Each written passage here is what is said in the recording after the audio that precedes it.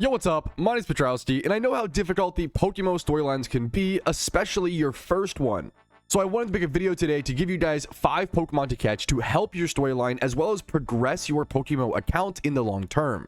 My channel is all about spreading my thousands of hours of Pokemon knowledge to hopefully help you guys save some of the mistakes that I made along the way, saving yourself some time, energy, and Pokeyen. As always, if you find my videos helpful, make sure to like them physically to let me know and consider subscribing for daily PokeMMO videos. But enough stalling, let's go ahead and jump into the suggestions. Number 1 is actually going to be Cyndaquil or Quilava, depending on where you're at in the storyline. If you're over towards the beginning, you can actually go find a Cyndaquil over at Route 33, which is just east of Azalea Town. If you're a little bit further in the storyline, you can go find a Quilava at Route 45, which is just to the south of Blackthorn City. You do need lures to find these Pokemon, which is a PokeMMO specific item to my knowledge. You want to go ahead and head inside of a Pokemart and go talk to any of the salesmen, and then we'll go ahead and you can buy lures from them, which should be right around here. There is lore, super lore, and expert lore. These all do the same thing. They're just different number of steps. So you can see the cheapest lore is 600 Pokeyen. That's 100 steps. A super lore is 1200. That's 200 steps. And the expert lores are 1500. If you're earlier in the game, or honestly, even over at Quilava, I recommend just going for the baby lures to start because you don't know how many you need and you want to save your steps. If you were doing something like legendary hunting or shiny hunting, you want to get the expert lures to save yourself a little bit of time on re-popping those lures. But something like just looking for one specific spawn and one specific Pokemon, I would just get a few of the baby lures and go test out how many you need to catch it, because you don't want to waste too much Pokeyen early on these lures, but you also want to catch these really cool Pokemon that are lore specific. Lures are essentially like the opposite of repels. They increase the amount of encounters that you get, as well as give you a chance to get lore exclusive species like Cyndaquil and Quilava. So there is a 5% chance to find Cyndaquil over here at Route 33, once again just to the east of Azalea Town. It's very, very close to the PC in the town itself. And then you have a 5% chance to encounter Quilava just south of Blackthorn City over here. You can also find Starmie and Gligar over here. As you can see, there's a ton of people here. A lot of people shiny hunt and legendary hunt over at this spot. Now, the reason why you want to get yourself a Cyndaquil and or Quilava is because, number 1, Typhlosion is a powerful and fun Pokemon in the storyline runs. It's just a really cool one. The fact that you can wild catch starter Pokemon is so freaking cool in PokeMMO. I recommend it to all new players if you want to. I feel like so many of us had the dream growing up of being able to play Pokemon with all 3 starters. You can actually do that in PokeMMO. You can go to the Pokedex and go see, or go to my other videos and find where other Pokemon spawn, like looking for Chikorita over at Route 31. All of the starter Pokemon do spawn in really early areas of the storyline. However, keep in mind, they are very difficult to catch. They have a very difficult catch rate. You've got to, keep that in mind. If you only have access to Pokeballs, especially, and then no way to like sleep or paralyze or status your opposing Pokemon, it's going to be a tough catch. Here's a quick calculation on Cyndaquil. If you can get a Cyndaquil down to around 20% HP, put it to sleep, and then have a Great Ball, it's almost a 50% catch. So it's actually not that bad as long as you can control the fight to some extent. But it's a lot harder to control that fight when you're earlier on in the storyline. So it's okay to come back to these locations or catch these Pokemon a little bit later on. Now, the other cool thing about Typhlosion is that not only is it cool and fun in the storylines, it's one of the best, arguably the best PVM Pokemon in all of PokeMMO. This thing is used everywhere, from gym reruns to raids to the Halloween pumpkin boss fight, to other like Elite 4 reruns, to things like the Battle Frontier. Like, Typhlosion is so freaking powerful. He's one of the best DPS Pokemon in the game. He just does so much damage with his Eruption attack, which you usually don't get until like level 82 or something like that. So that's where it really gets busted. But Typhlosion is just super powerful. So if you can get yourself a Cyndaquil, Quilava, Typhlosion that has something like 31 special attack or 31 speed, or even 25 plus in special attack or speed, these 2 stats right here, and then you want something like modest, mild, or rash nature, you could end up using that Pokemon or breeding that Pokemon in the future. Not only are you getting yourself a storyline Pokemon, but you're also getting yourself something that is super powerful later in the game that you can rebreed or reuse in a certain way. You can also go check the GTL. If you were to happen to catch a Cyndaquil that is 25 plus special attack, 25 plus speed, and modest nature, that's 50,000 Pokeyen. That's a lot of upstart Pokeyen for a brand new player. I cannot recommend enough for new players to work towards their Jimmy Run team as soon as possible. Jimmy Runs really take off at about 3 or so regions being completed, and it is just one of the best, most consistent Pokeyen moneymakers to do every single day within PokeMMO, making around 250 to 350 thousand Pokeyen, 250k to 350k Pokeyen per hour.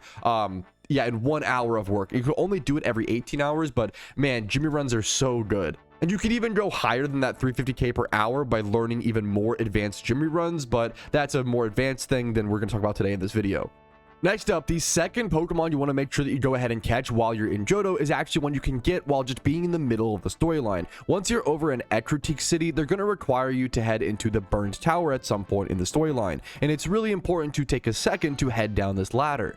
When you head down this ladder, you'll come down to this location, which you can go ahead and actually do ×5 hordes if you want to shiny hunt a specific Pokemon, or you can just go ahead and run back and forth and single encounter until you get a Koffing encounter. Koffing should be a very common single encounter here between level 19 and 20. And there is our Koffing on our second encounter.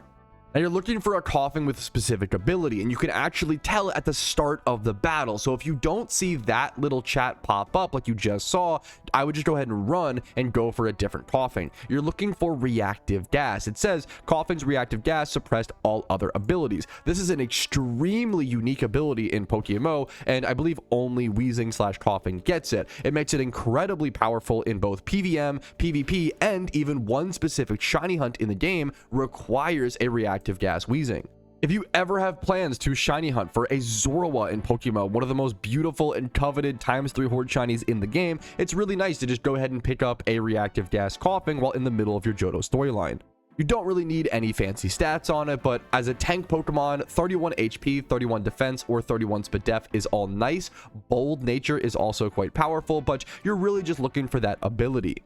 You can always breed it up later or catch a better one in the future if you're looking for specific stats. Reactive Gas Koffing is just one of those Pokemon that's good to have in your back pocket. Now next up, Pokemon number 3 and 4 are actually in the same location. They're a little bit later in the storyline over around the 7th to 8th gym badge over in Blackthorn City. They're both over in Dragon's Den. If you don't know, you can surf across this water to the north of Blackthorn City, go inside this cave, head down this ladder, and you'll be in Dragon's Den. You do have to come to this location for the storyline, but when you're over here, while you're over here for the storyline, go ahead and do some single encountering on this surface water, and you can get yourself a few different Pokemon. Number 1, Magikarp, and that's not a bad option here, honestly, but I was more so talking about and thinking about Dratini or Horsey or Seadra. Dratini is an uncommon encounter while surfing on the water here, or you can go ahead and hoard it if you really want to. This is where people actually shiny hunt Dratini for the best odds in PokeMMO, or if you have a good rod or super rod, you can do that as well. If you have a super rod, I would say go ahead and use it. That's probably your best odds, but if you don't, go ahead and run back and forth on the water surface. That should also work just fine.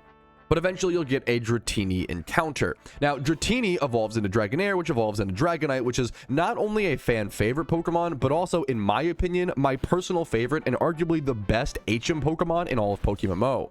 Until you can buy a bunch of Ocarinas, HM Pokemon are so freaking powerful and just allow you flexibility to traverse the world. The fact that Dragonite can learn almost every single HM in the game, including Whirlpool, Waterfall, Surf, Strength, Rock Smash, Fly, Dive, Defog, and Cut.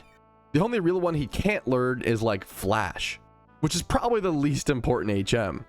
There might be one that I'm missing there, but this is an insane list of HM viability. As well as, if you don't know, a quick little tip when it comes to HMs in PokeMMO is that you cannot use HMs to overwrite other HMs. However, you can use very cheap TMs to overwrite HMs and then use other HMs to overwrite that TM. So for example, if you buy a Safeguard TM for 280 measly Pokeyen, you can actually use the Safeguard to overwrite something like a Rock Smash on your Dragonite and then change that Rock Smash into a Safeguard and then overwrite Whirlpool over the Safeguard if you need that for a temporary period of time, allowing you to effectively have a Dragonite that knows almost every single HM in the entire game at will. You don't need to just limit it to 4 HMs forever. You can constantly change them if you have a few cheap TMs on you. You don't need any special stats for an HM Dragonite either. This would do just fine, even though it's got low stats all around. It's got a 31 as well, so that's kind of nice. But the other Pokemon you are looking for here is Horsey or Seadra. Horsey should be an uncommon single encounter over here in Dragon's Den while you're on top of the water. The reason why Kingdra slash this whole line is really powerful is because Kingdra is actually a super uniquely typed Pokemon, making it uniquely powerful and pretty cheap for storylines, as well as really good in PvP if you get one with really good IVs and a good nature. But you're really looking to use Kingdra in the storylines. You can evolve a Seadra at level 32 with a Dragon Scale, and you don't need to trade like it says. You can actually just use a Dragon Scale on a Seadra and it will evolve into a Kingdra, giving you a level 32 Kingdra. This Pokemon is water and dragon type, which is really important because in PokeMMO, the only type that can hit Kingdra for super effective is dragon type. That's it. A lot of things hit it for neutral, which is something to be considered, but in the storylines, neutral damage is totally fine. Where you really get screwed is on out of the blue super effective damage. In PokeMMO, you'll run into things like Blaine, the quote-unquote fire type gym leader over in Kanto, who actually packs a ton of solar beams with sun being set up, as well as vault charges, wild charges, and other like electric type attacks. So you'll run into a bunch of grass and electric type attacks from a fire type gym leader who are there specifically to counter your water and ground type Pokemon. But if you bring a specific dual type Pokemon like Kingdra, you can actually counter the counter. PokeMMO has some really difficult custom balancing at times, and it's really important to kind of find these unique solutions. And during my Nuzlocke runs and more difficult challenge runs of PokeMMO storylines, Kingdra has been an all-star and is definitely underrated in my opinion. Alright, but that's the Dragon Den location covered. Let's head on to our fifth and final Pokemon.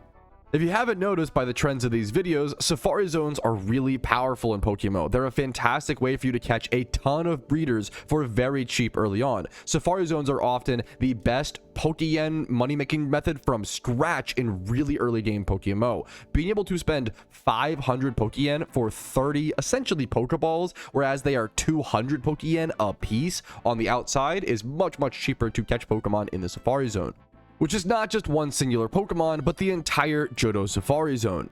At 200 Pokeyen a piece, 30 Pokeballs on the outside world would cost you 6,000 Pokeyen, as opposed to the 500 we end up spending in the Safari Zone.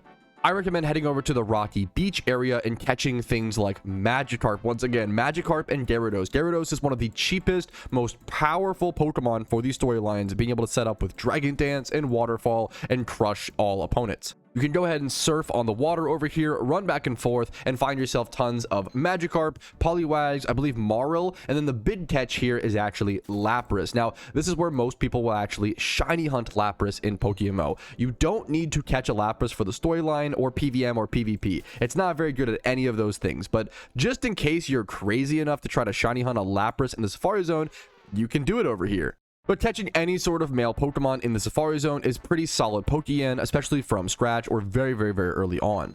If I were to, for example, get myself a Poliwag that was both male and 31 attack, I believe Poliwag is in the Water A egg group, I could be able to sell it for around 4,000 Pokeyen. Not a ton, but really good when you're fresh into PokeMMO. It's about a 1 in 5 or 1 in 6 chance to get a 1x31 Pokemon, so you can end up getting about 10 to 15 or so of these per hour, and now you're making some decent yen. At least for upstart capital. Obviously, you want to then move on to better and, more advanced money-making methods from there. But your first 100k Pokeyen is some of your hardest. The more Pokeyen you have in PokeMMO, the more access you have to better and better money-making methods. And I cannot recommend the Safari Zone or any of these 5 Pokemon enough to go ahead and get started. I hope this video was helpful. Once again, leave a like if it was, subscribe to the channel for daily PokeMMO videos, and you can join the Discord link down below if you're interested in that. You can follow me on Twitch for PokeMMO streams, usually a few times a week. And if my guides have helped your PokeMMO journey enough and you can afford it, YouTube memberships, Twitch Primes, Twitch subs, and PayPal and Venmo donations really do allow me to be here and make this style of content. But most importantly, thank you so much for watching and just have fun while playing PokeMMO. I'll see you guys later, but for now, peace Reno. Yo, what's up? Outro Patrouski here. I wanted to take this second to say thank you so much for watching the entire video. It is thanks to people like you I'm able to make the content that I do, as well as everybody whose name is listed here. That's it for me. Have a fantastic day.